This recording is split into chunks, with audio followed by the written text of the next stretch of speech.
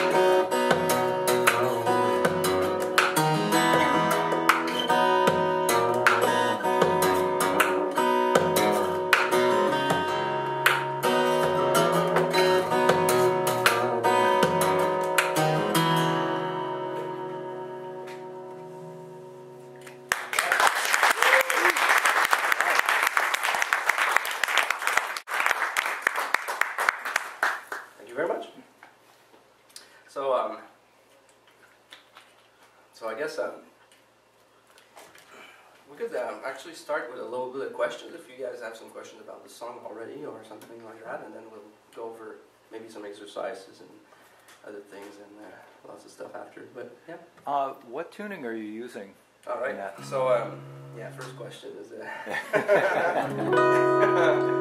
this is actually a tuning I took from Don Ross. Do you know Don Ross by any chance? Yeah. But this one is, I've put it in a sharp, but normally it's in C, but I'm in C sharp right now. It's a C sharp, G sharp, E, F sharp, B, and D sharp. We have a C sharp minor 11th chord. Yeah, it's fun.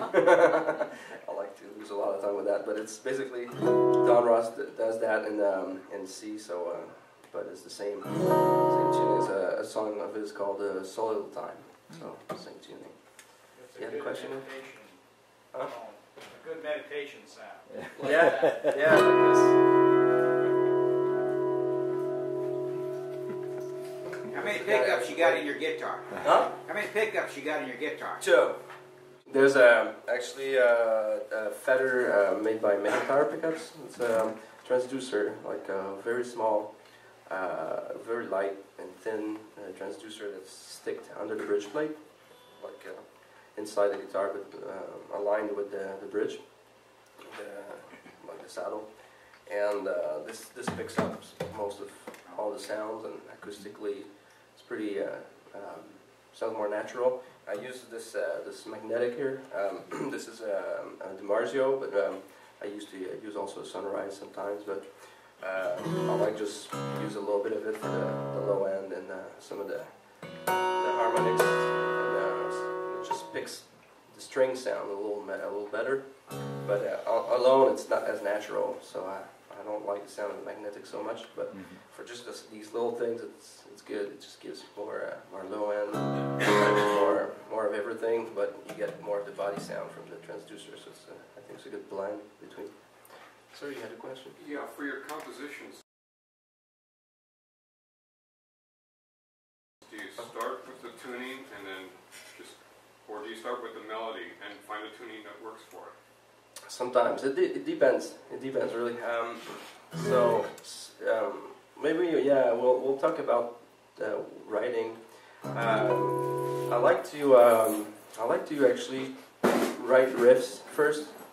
So sometimes I will start either in standard tuning, and I will work a couple chords, work a chord sequence and a bass line out of it, a groove, and then eventually I will loop that for a while. And sometimes what I do is I just record it, or I will play it enough so I know it, and I'll try to sing to it, find a melody on top of that, and then write it down, make like an arrangement, and try to learn it, and change fingerings, and okay, this doesn't work, this is too hard, or I need to find a solution here and there, and make my way to be able to play all these parts together, like the bass, the percussion parts. This is based mostly on like a jam, like I kind of jammed the riff here, and I had mostly the melody afterwards, but I basically worked on the percussion riff first. And what I do, sometimes I use a software called Guitar Pro.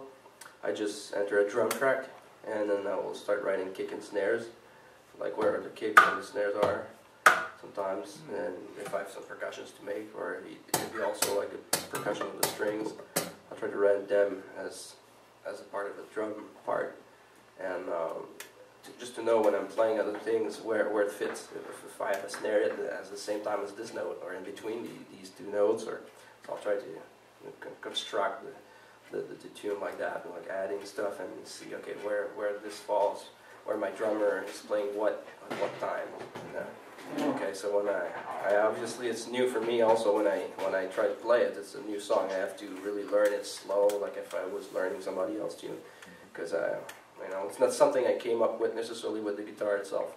It's with the guitar plus singing or plus jamming on top of it, and eventually put that together, and that's where I need to really follow write it down and really try to learn it, and that's really takes sometimes a lot of work, but you know, eventually you get it and get it faster and be able to play it like if I was playing somebody else's tune that I was trying to figure out, but plus the work of arranging it and finding fingerings and all that.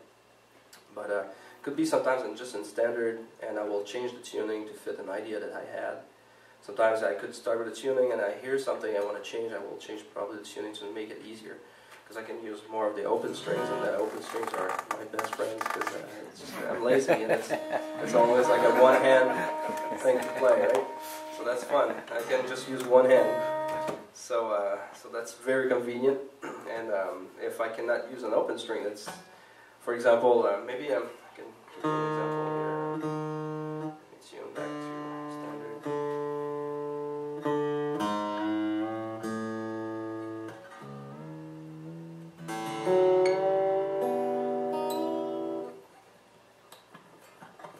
By the way, this is a guitar made by Mario Beauregard, a luthier in Quebec. It's wonderful luthier. This is an OM model. It has a cedar top and it's Indian rosewood back inside. I really like it. Sorry? I have a Taylor 714, which is cedar top and the same wood. Yeah. Similar shape. I like that tone. It's kind of complex and full and has a lot of sustain. A lot of clarity.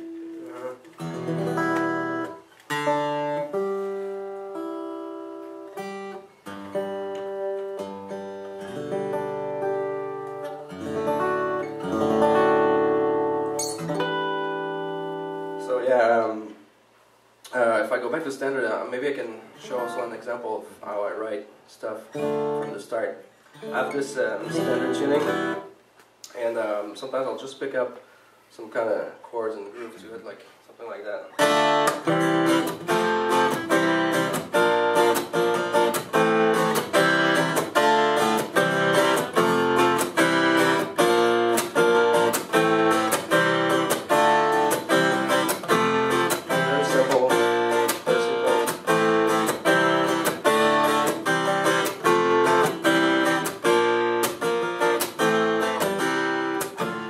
Start with that, and sometimes just finding something like that will help me after that. What can I build on it? So I have this rhythm that I like the groove of it, the speed, and I like the chord sequence.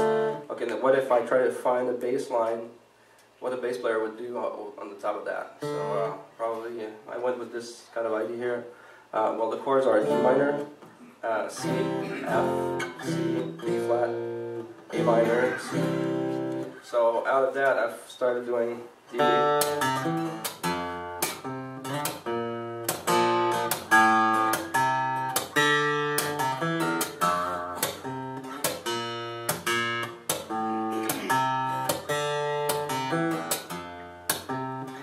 So, including my basic rhythm track with basically my drummer doing the snares on the second and fourth beats, and the bass.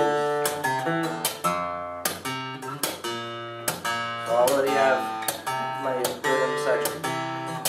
So, okay, I have a singable bass line as well. It's a movement, you know, moves from chord to chord. It's singable, it's already melodic somehow.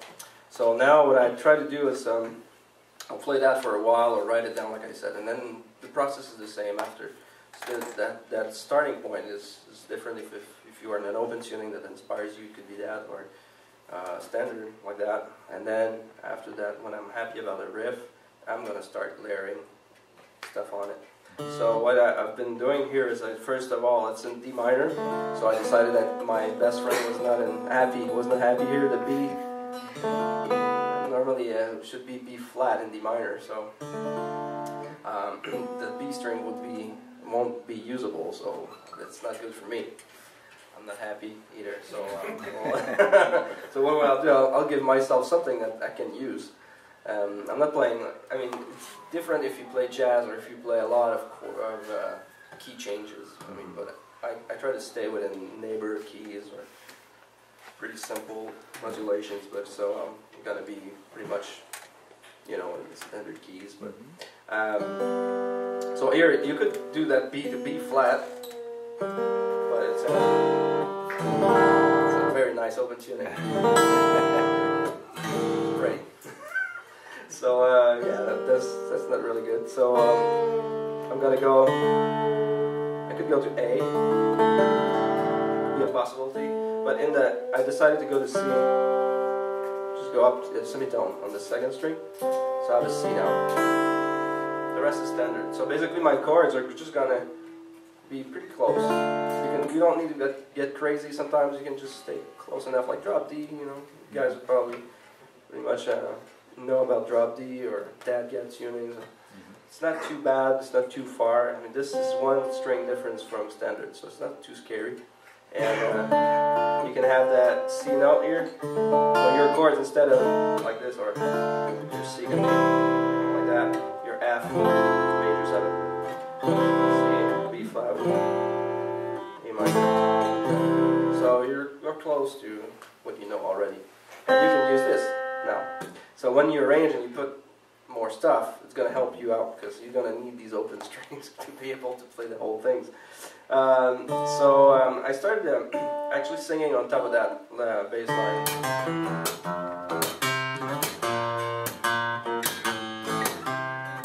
Okay, so now I played that so much that it just sticks in my mind, and then you can sing, and it's going to probably fit. Or if you want, you can record that if you can.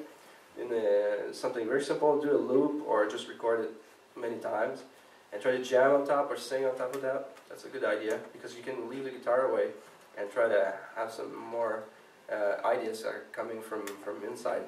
Try to add a non-guitaristic thing to it. So because otherwise you might be trapped in your own fingerings and all that you know already, right? That what you know you're going to.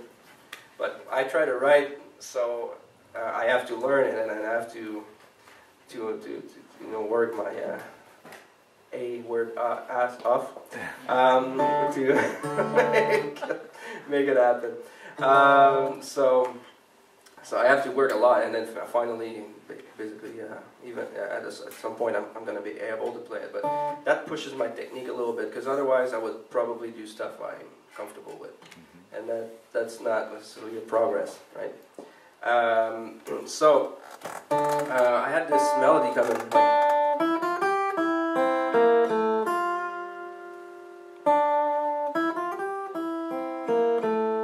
very simple.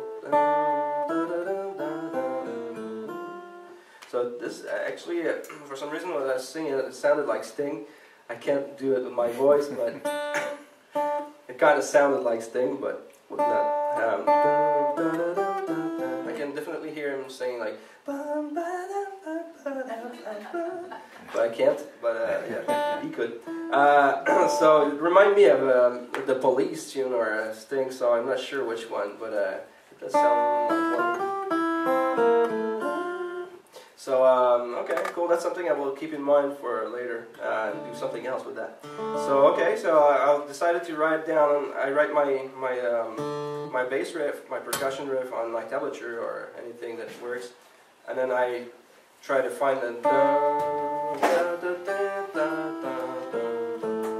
I will write that melody part on top of it, and then okay, let's see if it works. With the bass and okay where it fits and try to learn it slowly, and eventually I will add some playing stuff as it goes as well, but this is mostly in the process of doing it, but eventually all together it will do something like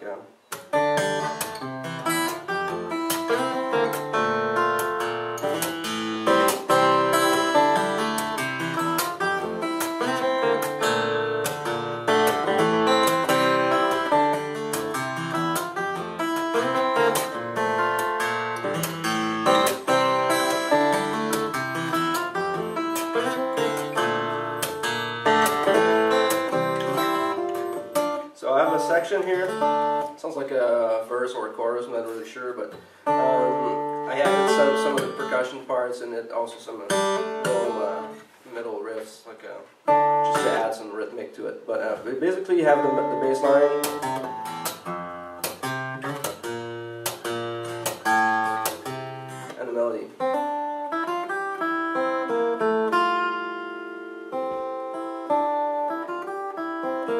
does sound like a question, and then I do an answer to it. So that's another thing I try to keep in mind when I write a melody, is to write like a question and an answer. You can play with that after, but it sounds like a question here. Kind of suspended answer, and then the answer would be the same, but one note different actually. It's very simple there, but sometimes it can be more complex or whatever. But, so I have pretty much a section. When I'm happy with that, I'll try to go and write a second section. And sometimes it takes a long time. Sometimes you might not come with all this in one day. It might take months. So it doesn't really matter. What's important is to write, regularly. Try to write something every day. It could be just that chord sequence from the start for today. That's good. You got, yeah, that's cool. Maybe I'll record it, keep it somewhere, and go back to it later. And okay, oh, that's cool. Maybe I can find a bass line. Okay, cool. Save that. And another day you come back and try to find a melody on top. So it could be all steps. Sometimes you don't have, you don't know what to do. It doesn't need to. If you're stuck and you're trying and you don't know what to do with that thing, well, it doesn't matter. Do something else. Work on something different. Eventually, you might have an idea that will come to you, and you will finish that one later. So that you don't have to hammer. I mean, I try to hammer pretty hard when I get an idea. Just to, okay, so it's when it's warm, it's good to hammer the iron when it's warm. It's hot, I guess. Is that the expression you guys say? I'm not sure in English, but that way it's good. But after, if you're stuck, you can just wait, and maybe a month later you'll hear something, or a song, or listen to some music that you like, and you might have, oh, okay, that's cool. Maybe I can do something similar to that in my song. And that's something I try to do also when I'm starting. I don't know what to do, and I want to write something. I will listen to songs that I like and start to pick them up by ear. Find the bass line. What is it? Oh, that's the bass. That's the bass line. It's cool. Wow, that's that kind of rhythm. I love it. Then you can, if you analyze it and you see, oh, that's what it is. It's not so bad. Okay, try to go from there and do something a little different with your twist, and then, okay, that's a new bass line. It's inspired by this song that I like. But okay, so I have an idea already, and you build on it, and eventually you get something going. So sometimes it just needs to be. You just need to listen to something that will inspire you right away. Something, especially when you're stuck. And then sometimes it's the melody first. Sometimes I get the melody first, and I will write an accompaniment to it. But it's mostly when I have something already done in the song. It's not often that I will write a melody first, right when I start. Oh, I have a melody. Normally, I like to have some vamp or something that I can write or jam to it. For me, maybe for you, if you have a melody first, good for you. Work with the melody and then arrange it. So that's what I did for the second section of that song. It's called "Song for Stephen." It's actually for Stephen Bennett. Do you know Stephen Bennett here? Yeah. It's one of my favorite players. So I love his melodies are ridiculous. So I had this melody come in to me first after that. That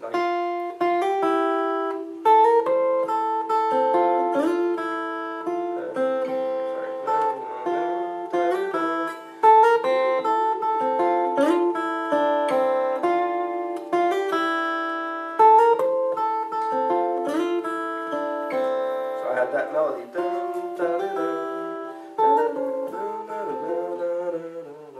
Okay, so now what I can do is actually write the melody and do the opposite process. Find a bass line to it.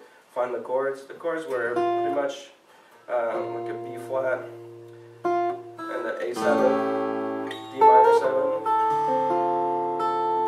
C. And I decided to do a bass line that's more like a steady riff, like same rhythmic cell for each chord, like using that.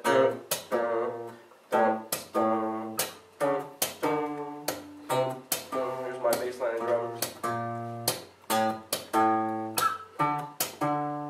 So I use the same rhythmic for each chord, and then with the melody, I decided to complete. I have my melody on top, at the bass there.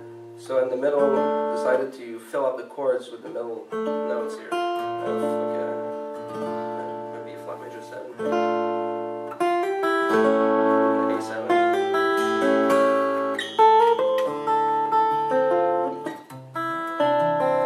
So sometimes the melody also, I'll talk about it a little bit, but so here all together.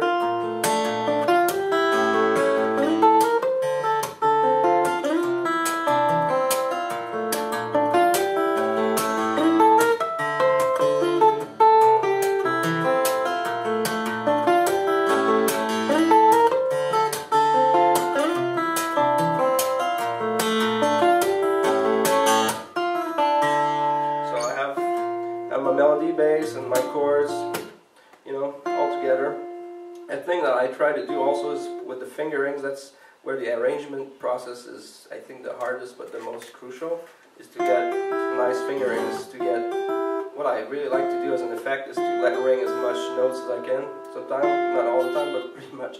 Like a sustain pedal on the piano, you can actually, with the piano, you can action the sustain pedal and play a nice line, whatever. It sounds good, anyways.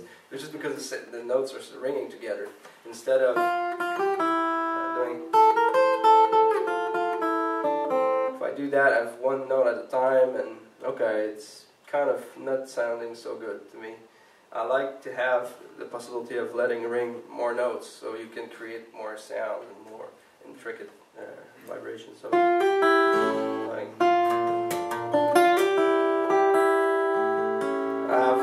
my melody is still ringing, but it creates a chord as well. When I go, the harmonic ear just helps me to reach a different position without having to stop the note, or so I like that.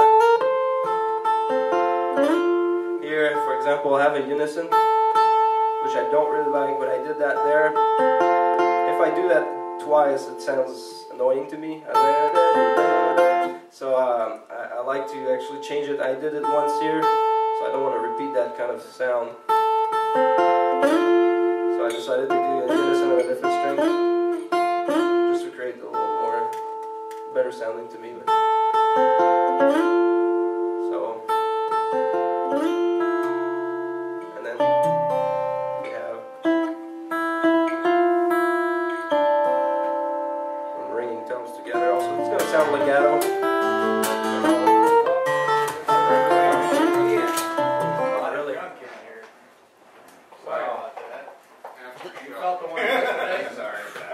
Yeah, we had one last night that was really exciting. Yeah, I felt it like at night. Yeah, I was in my hotel room like, oh. Don't be shy if you feel like you'd rather go wait out for a little bit. We can take a That's break. fine now. It's up to you. See what's over your head. Good point. Yeah, I really don't want. I don't want to be that guy in the news who got flattened. Earthquakes. Wow.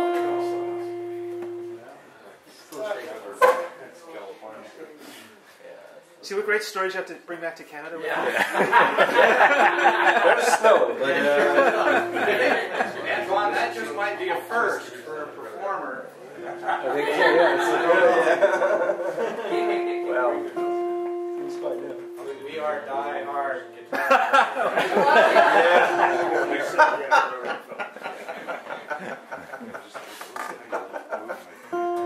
Yeah, so basically I was saying, yeah, just you can let ring.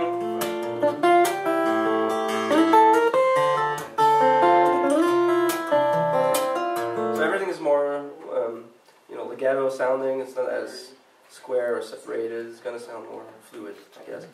So that's about also the fingerings. That's a lot, but you can work with your riff, basic riff chords or riff bass. Put your drums in if you want, and then what my singer will do, and then you can try to find the chord. The piano player would do the rest of the chords in the middle, or the guitar player. So I try to see everything as a role of like a full band playing a song, trying to emulate a full band.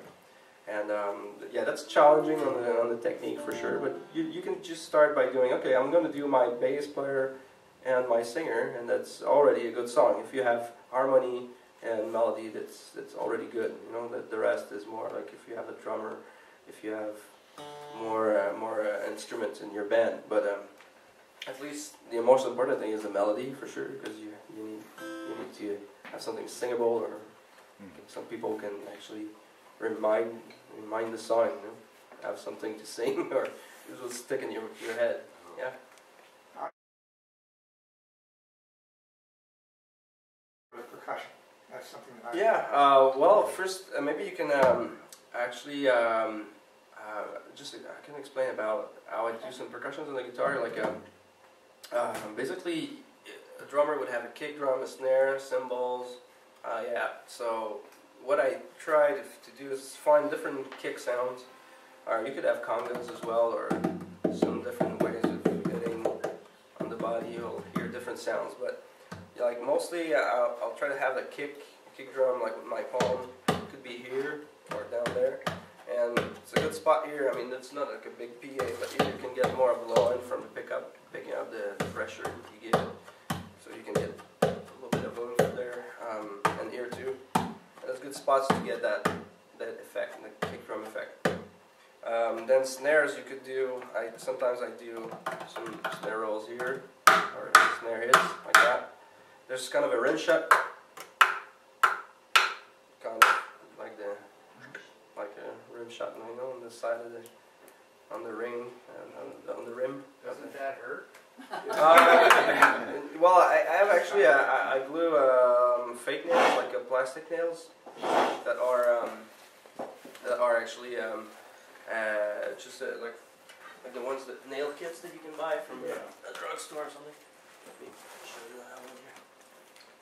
Maybe that helps to get that a little bit, but like you know, these kits, like I reinforce my nails to be able to play and stuff, otherwise they will break all the time. So this actually I just hit flat with my finger here on the side. So you don't need to hit really hard. You just actually, even not hard, you can hear a little bit of that sound. So you want to hit somewhere in the waist here, down, and as soon as you hit flat like that, a little towards this. So if you want, you can try. If you guys want to try that, I mean, it might hurt. Yeah, I use my index. I kind of do this move, taken from Peppino Agostino. You know that guy? Yeah. So he showed that he was playing something and so I was just do that. I was like, cool. So yeah. So you can do kind of that rim shot. I do an upstroke before, which is actually the flash will hit the top. Sometimes when I can. Yeah, you can just actually you can leave your hand pretty soft, and just as soon as you hit flat there, you're gonna have a bit of the nail sound. Huh? You have them all named, you know, so that's a rim shot. Kind of a rim shot there, I would say. The kick will be, I would play it here and there mostly, depending on what I'm playing. So you can do it with the palm, like your wrist, a little bit like that too. If you do this with your wrist, you're gonna hit. That part here is going to hit the body. Yeah, you can get a little bit of the kick sound. Snare, like I said, just flat fingers, like the 3 fingers flat on or 2 fingers flat on the side of the lower mouth here. Sometimes I'm doing middle ring, middle index, like that. So that could be like a little triplet or a little effect there, like a little roll. And that's also convenient if you do kicks here. You can do also like the thumb. It sounds more like it's not as comfy, it's more attack to it. You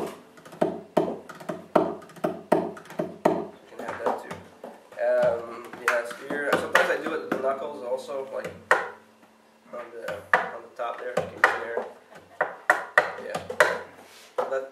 That's another snare effect. So basically that's it. Sometimes I could use my left hand, depending on what's going on. You can use your left hand here or here. If you don't have a cutaway, you can do it like that too, like this. So different. Somewhere in the middle, you play the guitar, right? Yeah. Well, yeah. Yeah, that drum is actually just a riff, so yeah, you want to make sure that you have a piece behind it, because you can just mess around and play different percussion with nonsense. So yeah, so sometimes I'll use it on the top as well. I use also the slaps. Maybe some of you are familiar with these harmonic slaps. That's another percussive thing, but it has a chord sound to it. So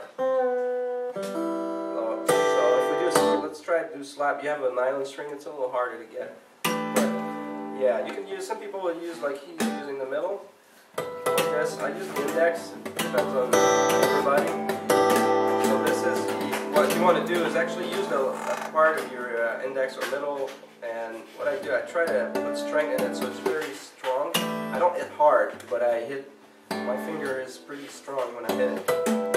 And you want to hit on the 12th fret, for example, if you're the 12th fret. And one thing I try to do, yeah, you can do 19 also, but if you want, try to get 12 here. Yeah, that's it. Yeah, you can get like, what happens is actually your index is gonna hit the string. You bring it down to the fret, so the fret will hit the fret, and then the vibration will start because you give energy to it. And then when it goes back and your finger is removed, that's where the harmonic starts to sound. So you hit it against the fret, and then remove your index finger, so you get that harmonic sound. So if you're on a harmonic spot, that's gonna sound. It's just harder to get the treble strings than the lower strings are a little easier because they're more mass to it. So get that treble. It's pretty hard sometimes to get that.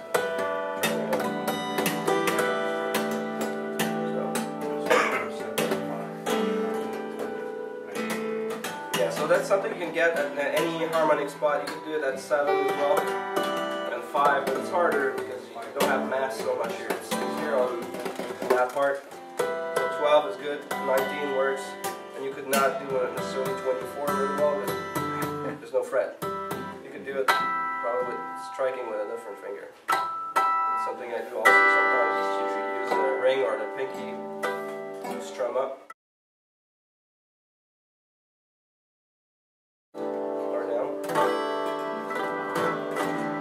So this could be the harmonics with the right hand. You can think about that a little bit. Yeah, there's a slash which have percussive sound to it, but you also just want to play harmonics. You can play a whole chord. Like using your index is going to be more flat, the fretboard, and you're going to put your ring finger in that position and just drag up or down. Yeah, the upstroke, you can actually do the upstroke just by actioning your ring finger if you want, like that. But I'd rather try to do that upward movement or downward. Doing the same thing, you want to keep that one pretty strong, like if it's a pick, if you're doing this, right? So, same effect with one hand. So you can sometimes create an effect with that. Same with just the right hand, playing some harmonics with the right hand now. Are you familiar with that? Playing like with, yeah, like this, playing with a thumb. Playing harmonics with a thumb like that, behind your index is pointing out that harmony. So if we try that first string, you're gonna put your index on the 12th fret spot, straight and strong, and then use your thumb to strike behind it. So basically just like that. Yeah, you can do the same approach. The other technique I like to use. Yeah, try with one hand now. Try just with your right hand. Yeah, you're using two hands. Yeah, try with one hand. Use your index. Put it on the. Go at the 12th fret. Yeah. And then use your thumb on the same string and plug down. Yeah. There you go. And then remove your index. Yeah. Yeah, that's it. So if you work on, yeah, you can practice it a little bit. Go move around the different strings. Right? So you can have that. So you can play some harmonics with just one hand. The other technique I use for that would be to use the ring finger to pluck. Like, that would be to use the ring like that. So instead of having the index more parallel to the strings, it's more parallel to the frets, and your ring will strike up. It's a little harder to be precise with that technique, but it's also good because sometimes you might want to play a different note at the same time. So, for example, if you want to use the first technique, let's try that. Let's play the 3rd string harmonic 12th fret. Put the thumb there like that, right hand only. Okay, and now use your ring finger to plug the 1st string at the same time. Okay. Or broken, you can play that harmonic and then the open string, like.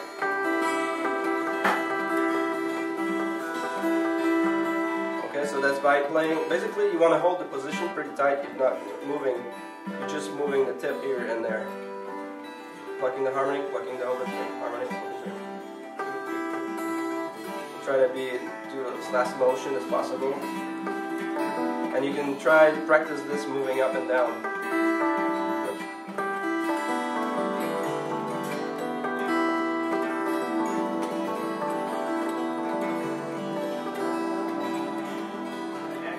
Yep. So one of those notes is the open string and the other one is the harmonic? Yeah, the first one is a harmonic, and then an open string. Or a chord, is if we'll see after, you want to put it on a chord as well. Any questions on that? The other version, with the second technique, by plucking with the ring finger, the harmonic like this. Remember you have that one and that one, but now your thumb is as available a different note. So if you want to pluck, for example, the first string harmonic, you might use your ring to pluck it now with your right hand only, like this. So point that harmonic 12th fret again, and then pluck with the ring finger. Okay, you got that. Good. Now put that thumb on the 6th string and try to pluck both together. Yeah, that's the fun. Or it could be one after the other, like. So the both techniques using like the ring allows your thumb to play a bass, and the one with the thumb playing the harmonic allows your ring to play treble note. Okay, so both techniques are good and important if you want to create some little passages with harmonics. And we actually could combine that with artificial harmonics. Everybody a little aware about artificial harmonics, like? Know that? No? You guys know a little bit about the artificial, the natural harmonics, like 12. Basically, it's a physical principle. You have at the half of the length of the string, you have the first harmonic, which you have 12th fret is exactly the middle of the string length. So you get the first harmonic and the first octave from the open string, right? And E and the first octave, same as the fretted note actually. And then if you divide that string in thirds, you have 7th fret, first third, second third would be 19th fret, which is the same notes. So if you divide it in thirds, you have like the 7 and 19 harmonics. And that's the fifth. That's like the octave, but the interval is the fifth of that string. In E, it's a B, but at the octave here.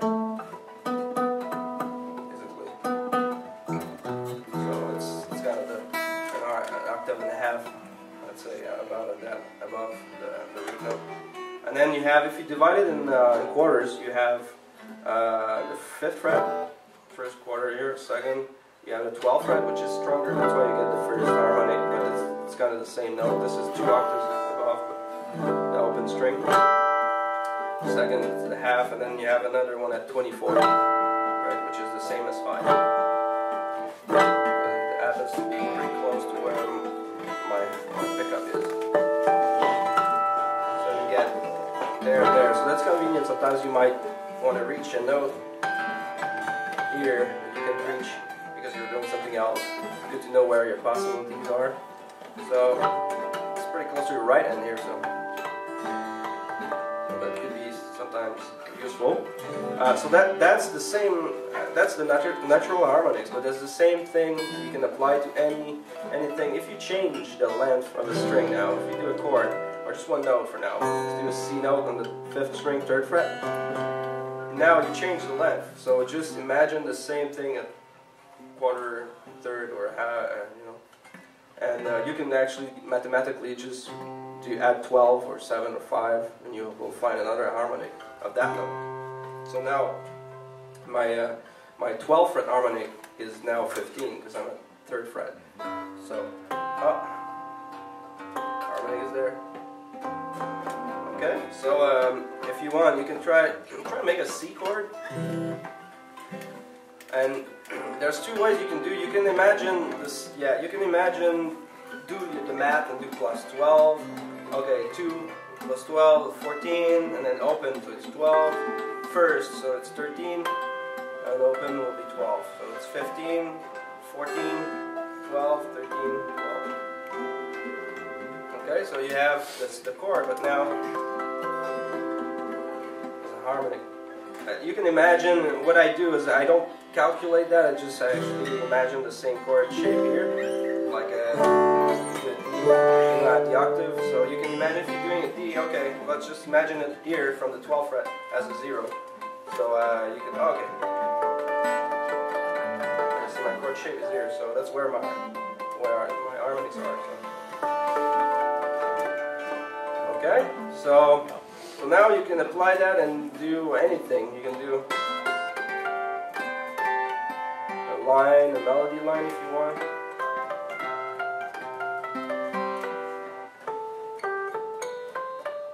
You know, and you can vibrate it.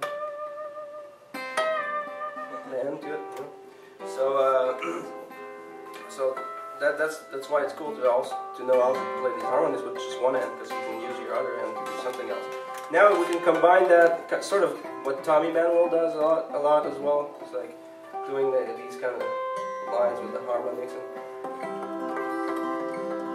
So maybe we can do sort of just a C chord, doing the same technique we just did earlier. So we have a C chord. Try to do that 15th fret, 5th string harmony. Yeah, with the thumb. And then play 2 strings below that, you're going to play the 3rd string. Yeah. You can use your ring finger if you want. Yeah, it's easier to do the ring. Use your thumb for the harmonic, right? Like this.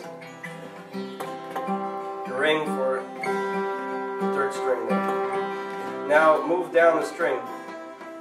Go to 14th fret and 2nd string. Yeah.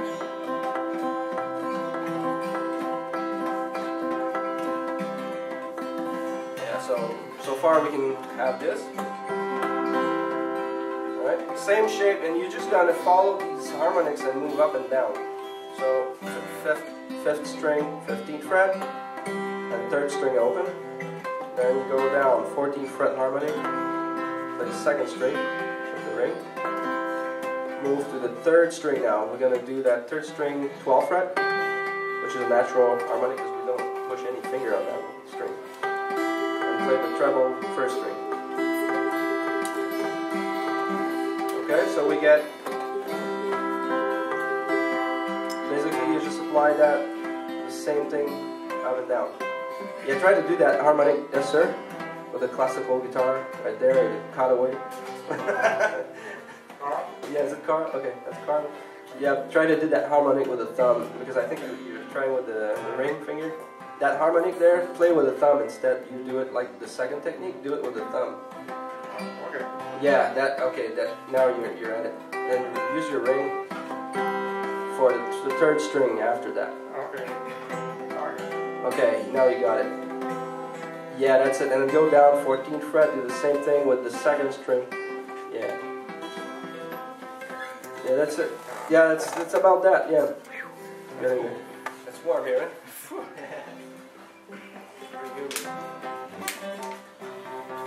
And our brains are working so hard here. Warming up the place. So now what you can do is try to do that back and forth. You do 5th string, 4th string, always doing 2 strings below it with the ring finger. Right? Understand that? And then go back and forth like.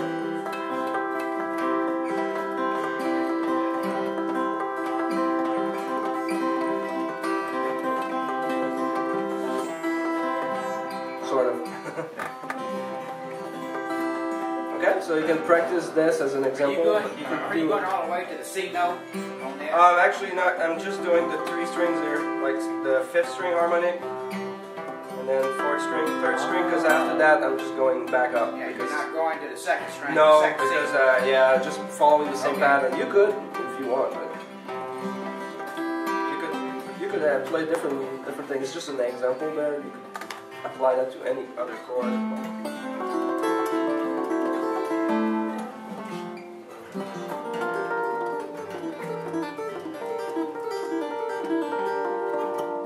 So this actually, the last thing we could do is on this harmonic thing is to use that technique that we just did, but apply it with a pull-off. So we could do a 3rd fret. Let's do just open 12th fret 3rd string harmony, pluck with the thumb. Use your ring on the 1st string. Okay. So what we're gonna do is prepare a finger on the 2nd fret there. So you're gonna pluck that 3rd string harmonic first. Pluck the 1st string with the ring finger. With the finger, yeah, the left hand on the 2nd fret there. Yeah. Oh. Okay. We got these 2 notes. Harmonic. And then, yeah. And then pull that one up. So we have 3 notes now. We have the harmonic, pluck the 1st string, pull it up. Yeah, now we're going to do the same thing 1 string above. So move to the 4th string harmonic. Pluck the 2nd string with the finger ready on the 2nd string, 2nd fret, and pull it up. Same pattern, 1 string above. So you get.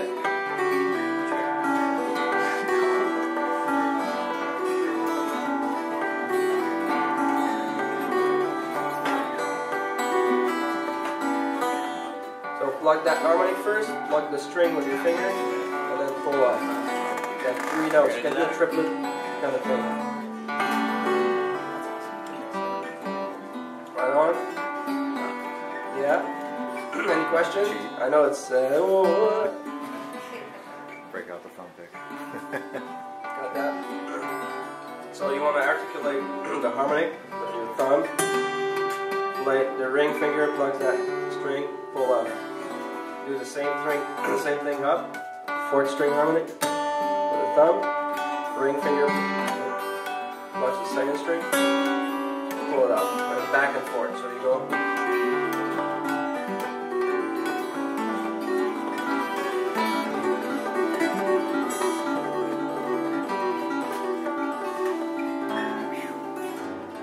So it's interesting because you can create some interesting passages in your song. And on some little tricks, some harmonics. Here. Cool.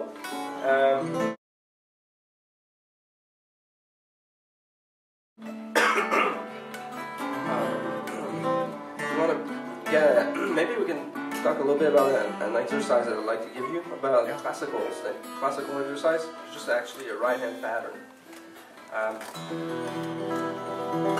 It's actually taken from a Villa-Lobos study.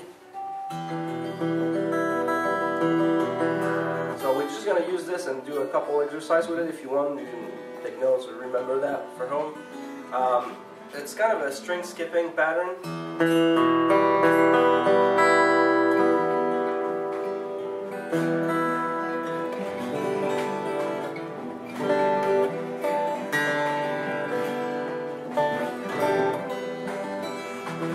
Okay, so we're going to start with thumb on the 6th string.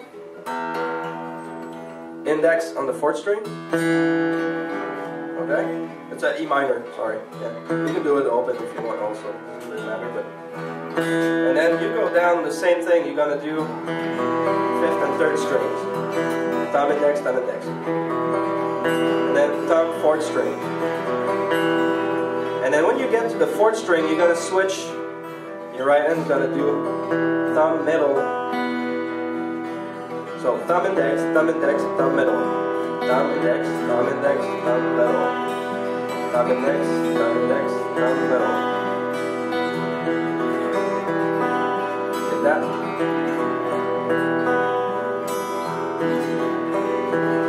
Okay. And then once you got thumb middle, you're gonna do index ring at the end. So.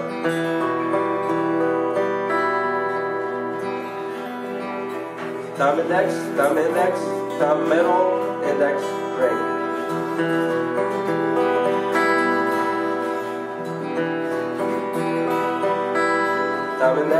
thumb index, thumb middle, index ring. Yeah. And then there's a descending version. Any question about ascending? So again, once again, thumb index, thumb middle, index ring.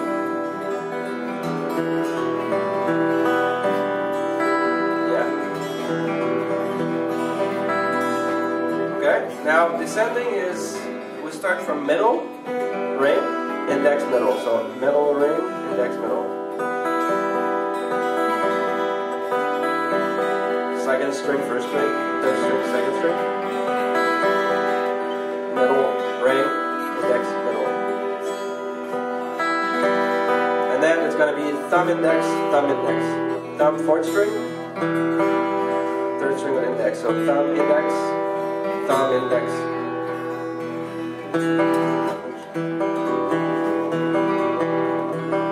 So descending goes middle, ring, index, middle, thumb, index, thumb, index.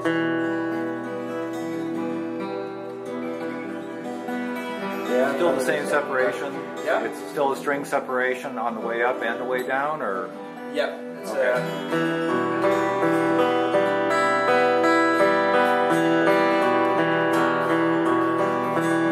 I can do it really slow, and then we can do it together. Yeah. Alright, I'll do it, and then 1, 3, 4.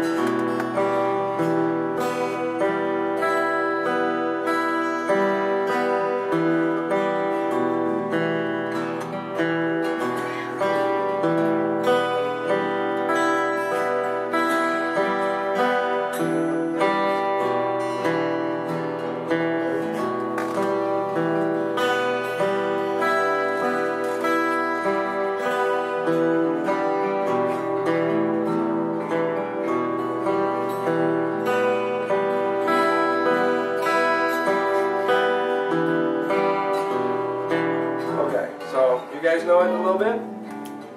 So what you want to do, obviously you can work the speed up, you know, try to get as fast as you can this thing. Maybe using a metronome. Are you some guys using metronome here sometimes? It's good. Try to do that a little bit, just so you see your progress as well. See how you can try in 8 notes, doing clicks every 2 notes. Try to be even. Then there's a couple things we could also work on with this. Once you're comfortable with it, let's try doing the volume palette. Like, let's see from the quietest you can get to the loudest and back and slowly. So I'll just demonstrate, but you can start really.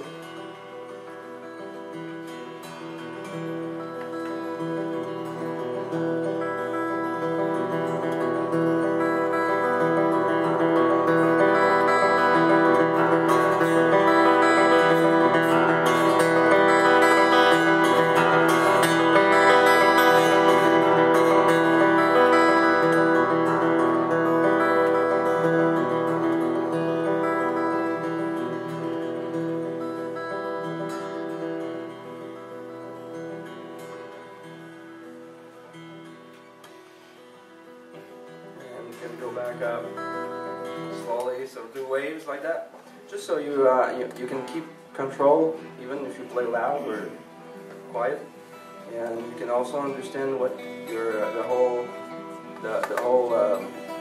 dynamic range of your guitar, from the quietest to the loudest, where it peaks when it starts to buzz, and you know what range you have if you want to use different volumes. Another thing we could do. You mean that? That's from study number 1 from Antoine Dufour. That's just the first bar, but I just use it because it's